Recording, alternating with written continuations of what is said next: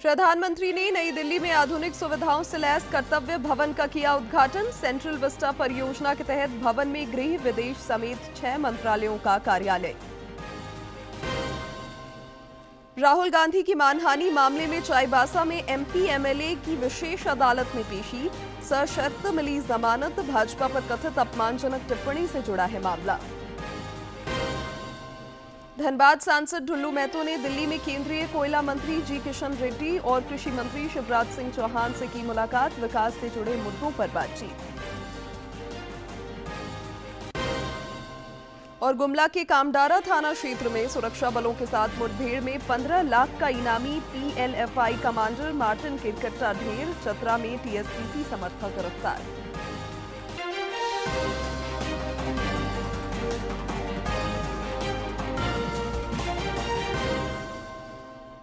नमस्कार, खबरें झारखंड में आपका स्वागत है। मैं हूं शिवानी कुमारी और अब समाचार विस्तार से। प्रधानमंत्री नरेंद्र मोदी ने आज नई दिल्ली के कर्तव्य पथ पर कर्तव्य भवन का उद्घाटन किया। अत्याधुनिक सुविधाओं से लैस इस भवन में गृह, विदेश और ग्रामीण विकास मंत्रालय समेत 6 मंत्रालयों के कार्यालय होंगे। यह भवन सेंट्रल विस्टा परियोजना का हिस्सा है।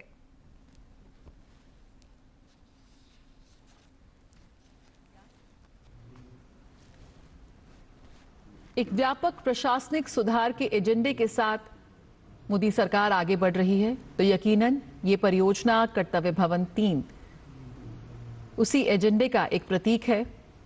मंत्रालयों को कैसे एक साथ स्थापित करना और अत्याधुनिक इंफ्रास्ट्रक्चर को अपनाकर एक साझा केंद्रीय सचिवालय अंतर मंत्रालय समन्वय में सुधार लाएगा, इसी का एक बेहद सशक्त उदाहरण पेश करेगा कर्तव्य भवन।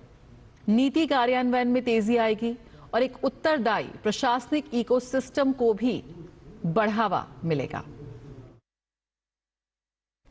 संसद के मॉनसून सत्र का आज 13वां दिन है। दोनों ही सदनों में कई विधायी कार्य सूचीबद्ध हैं। लोकसभा में 3 जबकि राज्यसभा में 2 विधेयक विचार और पारित करने के लिए पेश किए जाएंगे। विपक्ष के हो हंगामे के कारण आज भी सदन में प्रश्नकाल नहीं हो सका। लोकसभा में हिरोशिमा त्रासदी में जान गंवाने वालों की याद में मौन रखा गया। सदस्यगण, आज जापान के हिरोशिमा और नागासाकी पर परमाणु बम गिराए जाने से हुई त्रासदी के 80 वर्ष पूर्ण हो गए हैं। दिनांक 6 और 9 अगस्त को इन दोनों शहरों पर परमाणु बम गिराए गए थे, जिससे बड़ी संख्या में निर्दोष नागरिकों की मृत्यु हुई थी और अनगिनत लोग घायल अथवा जीवन भर के लिए अपंग हो गए थे। इस घटना ने पहली बार विश्व को परमाणु बम के विनाशकारी दुष्प्रभावों से अवगत कराया था। ये सभा विश्व को सामूहिक विनाश के हथियारों से मुक्त कराने के लिए अपनी प्रतिबद्धता पुनः दोहराती है तथा परमाणु हथियारों के उन्मूलन तथा वैश्विक शांति और सौहार्द सुनिश्चित करने के लिए सामूहिक रूप से कार्य करने का संकल्प लेती है। अब ये सभा जापान में परमाणु बम गिराए जाने से पीड़ित लोगों की स्मृति में मौन रहेगी।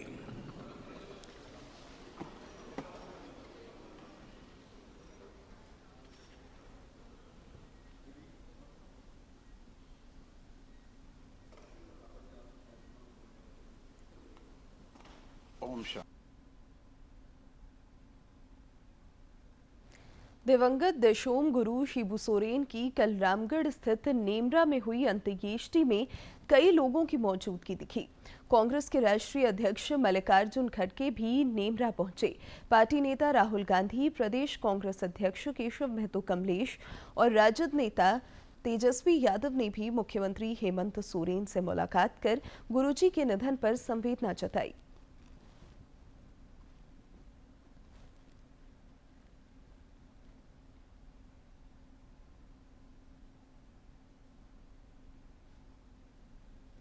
अपने पिता शिबू सोरेन के अंतिम संस्कार के दौरान मुख्यमंत्री हेमंत सोरेन कल बेहद भावुक नजर आए। उनकी आंखें नम थीं। मुख्यमंत्री ने एक सोशल मीडिया पोस्ट में कहा कि वे गुरुजी के हर सपने को पूरा करेंगे और दिशोम गुरु को दिए हर वादे को निभाएंगे। लोकसभा में नेता प्रतिपक्ष और कांग्रेस के वरिष्ठ नेता राहुल गांधी मानहानि मामले में चाईबासा के एमपी एमएलए की विशेष अदालत में आज पेश हुए। अदालत ने उन्हें 10,000 रुपए के निजी मुचलके पर सशर्त जमानत दी। वर्ष 2018 में चाईबासा में एक सभा के दौरान केंद्रीय गृह मंत्री अमित शाह के खिलाफ कथित अपमानजनक टिप्पणी के मामले में श्री गांधी को अदालत ने सशरीर उपस्थित होने का निर्देश दिया था। सुनवाई के बाद राहुल गांधी के अधिवक्ता प्रणव दरीपा ने बताया कि अदालत के निर्देश के आलोक में राहुल गांधी सशरीर कोर्ट में पेश हुए। उन्होंने बताया कि इस मामले में अदालत ने श्री गांधी को जमानत दे दी है, हालांकि न्यायिक प्रक्रिया जारी रहेगी। सब्सटेंस भी करा दिया गया, मतलब आपका जो चार्ज बोलिए उसका सब्सटेंस करने के बाद आगे जो प्रोसेस होगा हम लोग के द्वारा किया जाएगा और उनके द्वारा अगर गवाही लाई जाएगी तो हम लोग के द्वारा उसका हम लोग को पूर्ण विश्वास है कि हम लोग को ये केस हम ही लोग जीतेंगे, आगे प्रोसेस करेंगे। आगे हम लोग को न्यायपालिका के ऊपर पूरा पूर्ण रूप से विश्वास है कि ये जो झूठा केस बनाया गया है वो सरासर गलत है। धनबाद सांसद ढुलू महतो राज्य और संसदीय क्षेत्र के विकास के लिए सतत प्रयत्नशील हैं। नई दिल्ली प्रवास के क्रम में श्री महतो ने केंद्रीय कोयला और खान मंत्री जी किशन रेड्डी से मुलाकात की। इस दौरान कोयला क्षेत्र से जुड़े कई विषयों पर दोनों के बीच बातचीत हुई। इस दौरान कोयला उत्पादन बढ़ाने पर विचार विमर्श हुआ। श्री महतो ने केंद्रीय कृषि मंत्री शिवराज सिंह चौहान से भी मुलाकात की। मौके पर विकास, संगठन और जनसेवा के विषयों पर बातचीत हुई। श्री महतो ने दिल्ली में संसद की स्थायी समिति की बैठक में भी हिस्सा लिया। प्रदेश महिला कांग्रेस अध्यक्ष गुंजन कुमारी सिंह ने दिल्ली में महिला कांग्रेस की राष्ट्रीय अध्यक्ष अलका लांबा से मुलाकात की। इस दौरान उन्होंने अलका लांबा को प्रदेश इकाई की गतिविधियों से अवगत कराया। महिला कांग्रेस की राष्ट्रीय अध्यक्ष ने संगठन की मजबूती और विस्तार को लेकर कई निर्देश और सुझाव दिए। राज्यपाल संतोष कुमार गंगवार ने उत्तरकाशी में बादल फटने की घटना से जान माल के नुकसान पर दुख जताया है। उन्होंने दिवंगतों को श्रद्धांजलि अर्पित की, साथ ही परिजनों के प्रति संवेदना जताई। इधर कल की घटना के बाद युद्ध स्तर पर उत्तरकाशी में राहत और बचाव कार्य चलाया जा रहा है। विभिन्न एजेंसियों की मदद से कई लोगों को बचा लिया गया है। झारखंड समेत देश भर में हर घर तिरंगा अभियान को लेकर सभी में उत्साह देखा जा रहा है। प्रदेश भाजपा की पहल पर राज्य में 10 से 14 अगस्त तक सभी मंडलों में तिरंगा यात्रा निकाली जाएगी। पार्टी ने सभी घरों तक तिरंगा पहुंचाने का लक्ष्य निर्धारित किया है। कार्यक्रम की सफलता को लेकर कार्यशालाओं का भी आयोजन हो रहा है।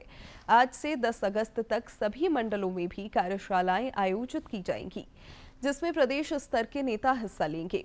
स्वतंत्रता दिवस के एक दिन पहले 14 अगस्त को पार्टी विभाजन विभीषिका दिवस भी मनाई जाएगी। राष्ट्रीय स्वयंसेवक संघ आरएसएस ने शताब्दी वर्ष को लेकर कई कार्यक्रम तय किए हैं। देश भर में इस सिलसिले में 1000 से अधिक संगोष्ठी आयोजित कर समाज के सभी वर्गों से संघ का संवाद कार्यक्रम आयोजित होगा। राष्ट्रीय स्वयंसेवक संघ की स्थापना के 100 वर्ष आगामी विजयदशमी पर पूरे होने जा रहे हैं। वर्ष 1925 में शुरू हुए संघ कार्य के शताब्दी वर्ष को लेकर देश भर में संघ के स्वयंसेवकों में उत्साह का माहौल है। इस सिलसिले में देश भर में 1000 से अधिक संगोष्ठियों का आयोजन किया जाएगा। देश के प्रमुख शहरों में होने वाली व्याख्यान माला में आरएसएस के सर संघचालक मोहन भागवत का संबोधन होगा।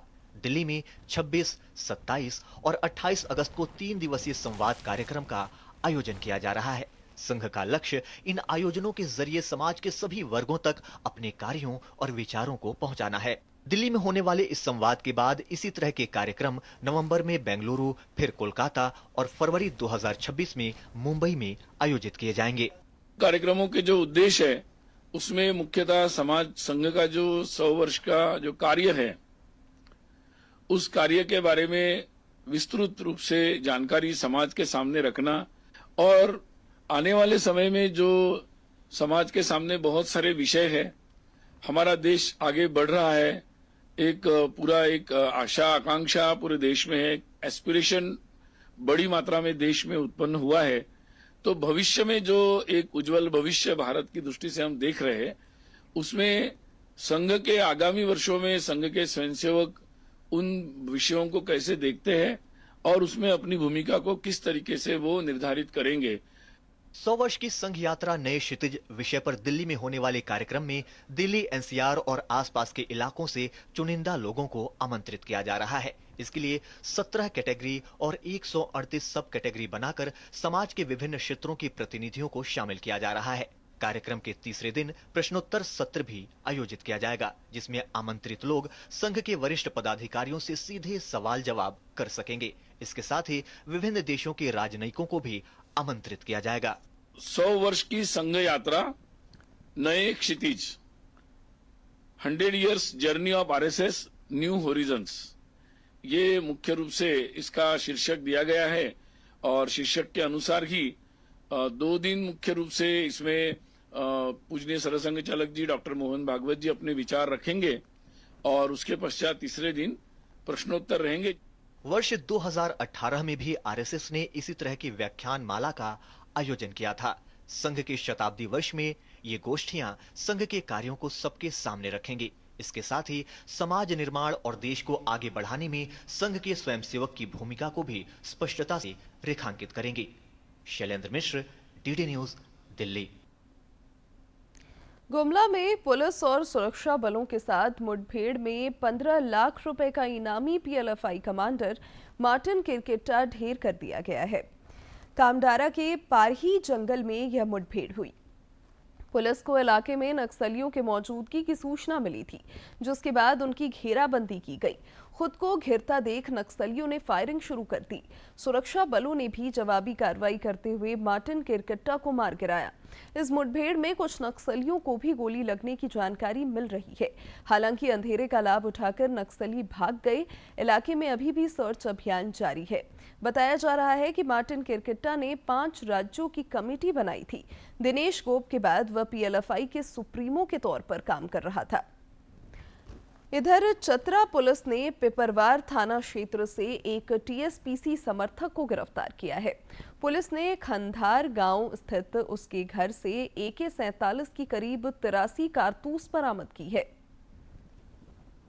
सूचना और प्रसारण राज्य मंत्री डॉक्टर एल मुरुगन ने देश में आधुनिक और समावेशी मीडिया तथा मनोरंजन इकोसिस्टम के निर्माण में राज्यों की भूमिका को अहम बताया है।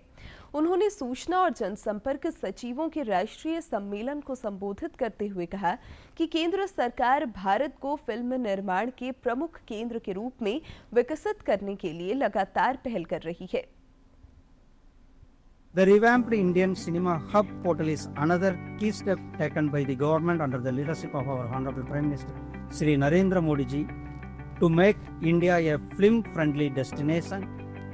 Portals like the Indian Cinema Hub will also aid in boosting the local economies and attract both domestic and international filmmakers, transforming our country into a hub of filmmaking. भारतीय रिजर्व बैंक आरबीआई ने repo दर को 5.5% पर अपरिवर्तित रखा है। मौद्रिक नीति की समिति की समीक्षात्मक बैठक के बाद गवर्नर संजय मल्होत्रा ने चालू वित्तीय वर्ष की मौद्रिक नीति की घोषणा की। उन्होंने बताया कि घरेलू विकास दर स्थिर है। सीपीआई आधारित महंगाई दर में कमी आई है। Standing deposit facility rate shall remain unchanged at 5.25% and the marginal standing facility rate and the bank rate at 5.75%. The MPC also decided to continue with the neutral stance. The MPC noted that while headline inflation is much lower than projected earlier, it is mainly due to volatile food prices. राज्य में पेसा कानून लागू नहीं किए जाने को लेकर दाखिल अवमानना याचिका पर कल हाईकोर्ट में सुनवाई हुई। सुनवाई के दौरान पंचायती राज विभाग के प्रधान सचिव अदालत में मौजूद रहे। मुख्य न्यायाधीश न्यायमूर्ति तरलोक सिंह चौहान और न्यायमूर्ति राजेश शंकर की खंडपीठ ने उनसे पूछा कि पेसा मामले में अदालत के आदेश का अब तक पालन क्यों नहीं किया गया। अदालत ने 6 सितंबर तक इसे लागू करने का आदेश दिया। पूर्व विदेश मंत्री सुषमा स्वराज को आज उनकी पुण्यतिथि पर याद किया जा रहा है। रक्षा राज्य मंत्री और रांची के सांसद संजय सेठ ने एक सोशल मीडिया पोस्ट में कहा कि उनका व्यक्तित्व और कृतित्व सभी देशवासियों के लिए अनुकरणीय है। उन्होंने पूर्व विदेश मंत्री को पुण्यतिथि पर विनीत श्रद्धांजलि अर्पित की। गढ़वा में किसान पूरी ऊर्जा के साथ कृषि कार्य में लगे हैं। पीएम किसान सम्मान निधि योजना की 20वीं किस्त मिलने से उनका उत्साह दोगुना हो गया है। आकांक्षी जिला गढ़वा के किसान अच्छी बारिश से खुश हैं। वहीं प्रधानमंत्री किसान सम्मान निधि योजना के तहत 20वीं किस्त की राशि मिलने से आर्थिक स्थिति पहले से बेहतर हुई है। किसान इस राशि से बीज और खाद की खरीदारी कर रहे हैं।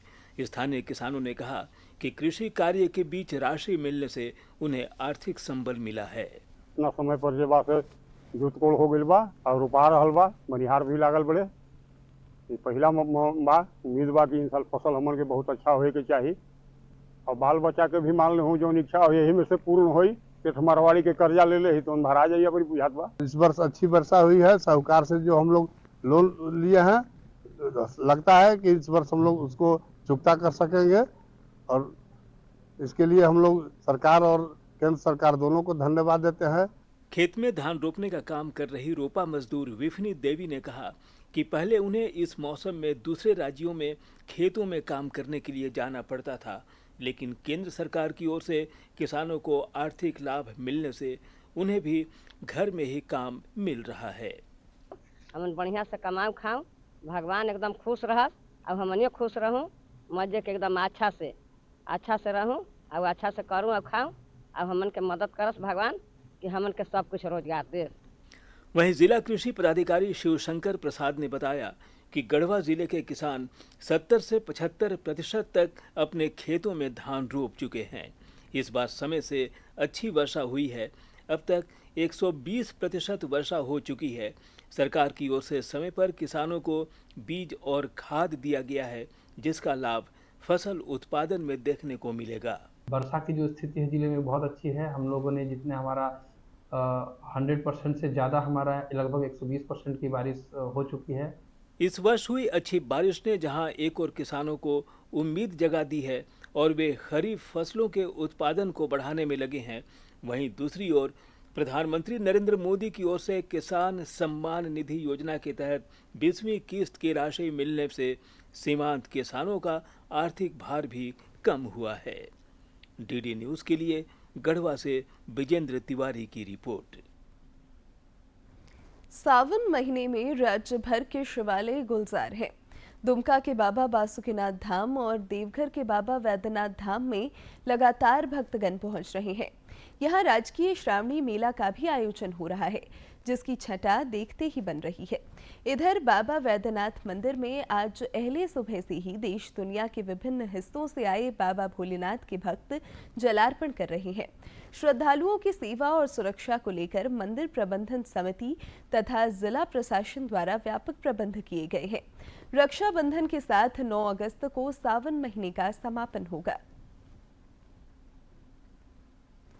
हिरोशिमा त्रासदी के 80 वर्ष पूरे हो चुके हैं।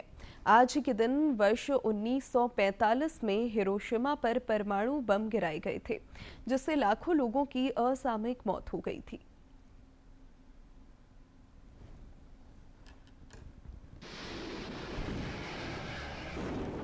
वो हर ईंट जो किसी घर की नींव थी, वो हर आवाज जो किसी जिंदा दिल शहर की पहचान थी, और वो हर धड़कन जो जीवन की गवाही देती थी, सब कुछ एक ही पल में बदल गया।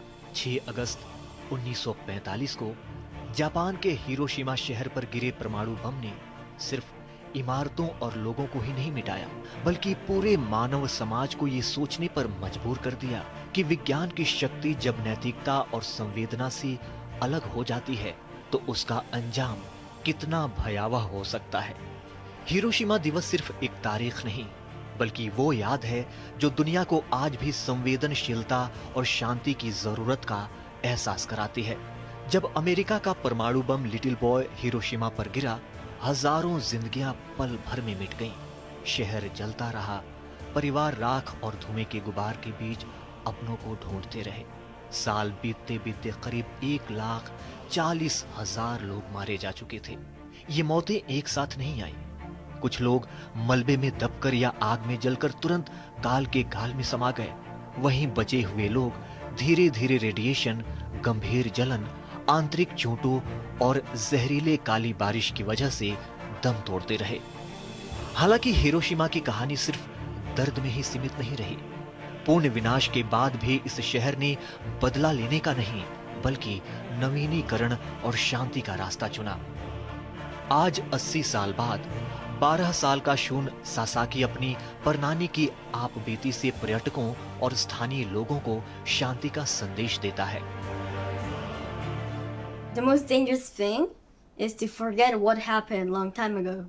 So I think we should pass the story to the next generation and then never forget it ever again. Hiroshima के चश्मदीद अब इतिहास का हिस्सा बनते जा रहे हैं, लेकिन ये शहर आज भी दुनिया को भूलने नहीं देता। स्मृतियां, संग्रहालय और शांति संदेश आज भी हमें याद दिलाते हैं कि परमाणु शक्ति का दुरुपयोग कितना घातक हो सकता है। आज भी दुनिया में 9 देशों के पास 12,500 से अधिक परमाणु हथियार हैं। हिरोशिमा की त्रासदी एक चेतावनी है। यदि हमने इतिहास से सबक नहीं लिया तो भविष्य और भी भयावह हो सकता है। हिरोशिमा की याद हमें हर दिन ये सिखाती है कि शांति ही एकमात्र रास्ता है। जेसिका तनेजा की रिपोर्ट, डीडी न्यूज। और अब बात मौसम की। राज्य में 7 और 8 अगस्त को भारी बारिश का पूर्वानुमान है। मौसम विज्ञान केंद्र ने बताया है कि 7 अगस्त को पूर्वी और पश्चिमी सिंहभूम, सरायकेला खरसावां, सिमडेगा, साहिबगंज, पाकुड़, गोड्डा, दुमका, देवघर, जामताड़ा और गिरिडीह जैसे जिलों में भारी बारिश को लेकर येलो अलर्ट जारी किया गया है।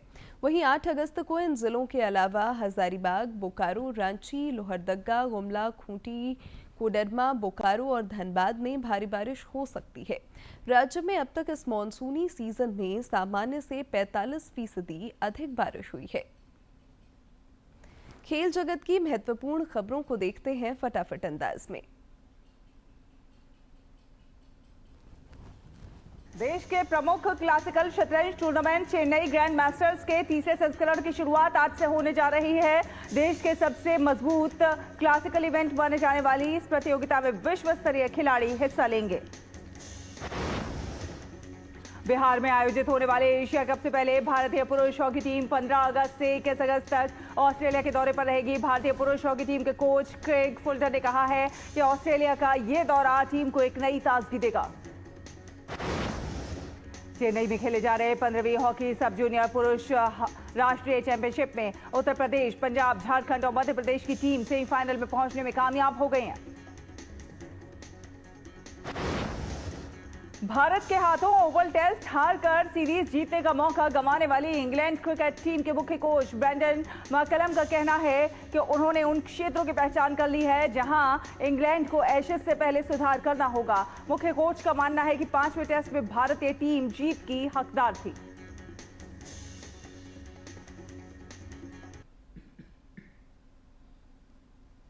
आज के दिन की ऐतिहासिक और महत्वपूर्ण घटनाओं पर डालते हैं एक नजर। 6 अगस्त साल 1945 को इतिहास में पहला परमाणु हमला हुआ। यह हमला द्वितीय विश्व युद्ध के दौरान संयुक्त राज्य अमेरिका ने जापान के हिरोशिमा शहर पर किया। इस परमाणु बम ने शहर के हजारों लोगों को पल भर में मौत के घाट उतार दिया। इस हमले में हजारों लोगों ने अपनी जान गंवाई और बड़े पैमाने पर हजारों इमारतें नष्ट हो गई थीं। जो लोग बच गए वे अपंगता के शिकार हो गए। दूर दूर तक के इलाकों में घंटों काली बारिश होती रही और रेडियोएक्टिव विकिरण ने जिंदा दिली से भरे इस शहर में कहर बरपा दिया और चारों तरफ मौत का मंजर था। अमेरिका ने इस परमाणु बम को द लिटिल बॉय नाम दिया। द्वितीय विश्व युद्ध में जापान अमेरिका और उसके सहयोगी देशों के खिलाफ था। इस परमाणु हमले का एक कारण यह भी था कि जापानी सैनिकों ने ब्रिटिश और अमेरिकी सैनिकों के साथ क्रूर व्यवहार किया था। अमेरिका की शुरुआती हिट लिस्ट में 5 जापानी शहर थे और नागासाकी उनमें से नहीं था। सूची में कोकुरा, हिरोशिमा, योकोहामा, निगाटा और क्योटो शामिल थे। बाद में क्योटो की जगह नागासाकी ने ले ली। हिरोशिमा पर गिराया गया लिटिल बॉय बम यूरेनियम 235 से बना था। हिरोशिमा शहर में हुए परमाणु बम के हमले से जापान उबरा भी नहीं था कि अमेरिका ने 3 दिन के बाद ही 9 अगस्त को दूसरे शहर नागासाकी पर दूसरा परमाणु हमला कर दिया। हर साल 6 अगस्त को परमाणु धमाके में जान गंवाने वाले लोगों की याद में हिरोशिमा डे मनाया जाता है। अब अंत में मुख्य समाचार एक बार फिर।